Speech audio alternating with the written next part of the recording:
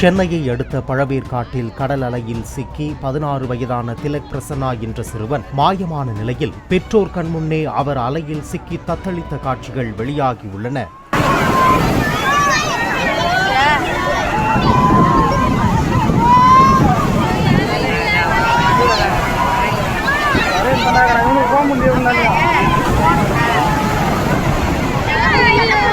செங்குன்றத்தைச் சேர்ந்த திலக் பிரசன்னாவின் குடும்பத்தினர் சுற்றுலாவுக்காக பழவேற்காடு கடற்கரைக்கு சென்றபோது போலீசாரின் எச்சரிக்கையையும் மீறி கடலில் இறங்கி குளிக்க முயன்றதாக கூறப்படுகிறது. திலக் பிரசன்னாவை தேடும் பணி தீவிரமாக நடைபெற்று வருகிறது.